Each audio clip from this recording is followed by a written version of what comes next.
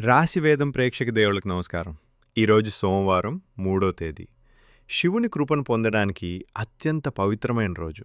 ఈరోజు మీ రాశికి ఎలాంటి ఫలితాలున్నాయో చివర్లో అందరికీ శుభ ఫలితాలిచ్చే ఒక శక్తివంతమైన మంత్రాన్ని కూడా తెలుసుకుందాం. మేషం.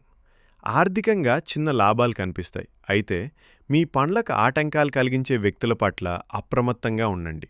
వృషభం. వ్యాపారంలో మంచి అవకాశాలొస్తాయి.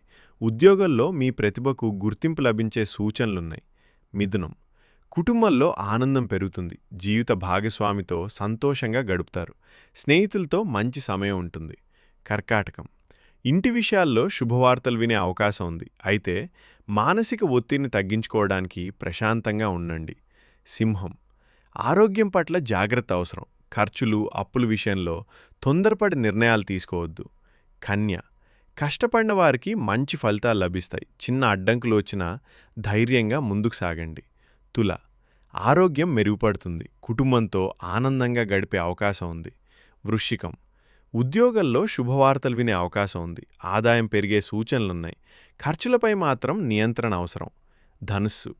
వ్యాపారంలో మంచి లాభాలొస్తాయి. అవసరం లేని ఖర్చులు, చెడు అలవాట్లకు దూరంగా ఉండండి. మకరం.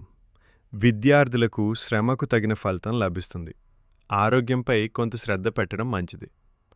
కుంభం. బంధుమిత్రులతో మాట్లాడేటప్పుడు మాటల్లో జాగ్రత్త అవసరం. ప్రయాణాల వల్ల ప్రయోజనం కలగవచ్చు. మీనం. కోపాన్ని అదుపులో ఉంచండి. కొత్త అవకాశాలు, ప్రయాణాలు మీకు మేలు చేసే సూచనలున్నాయి. ఈరోజు శుభసూచన. సోమవారం కావడంతో ఇంటి నుంచి బయటికి వెళ్లే ముందు ఒక క్షణం ప్రశాంతంగా నిలబడి మీ మనసులో శివుని స్మరించండి. ఈ మంత్రాన్ని 21 సార్లు జపించండి. ఓం శశిశేఖరాయ నమః. ఈ మంత్రం మనసుకు ధైర్యాన్ని, పనుల్లో ఏకాగ్రతను, సానుకూల ఆలోచనలను పెంచుతుందని భక్తులు విశ్వసిస్తారు. వీడియో నచ్చితే లైక్ చేయండి. మీ రాశిని కామెంట్ చేయండి. మరిన్ని భక్తి వీడియోల కోసం మా ఛానల్ను సబ్స్క్రైబ్ చేయండి. ఓం నమః శివాయ.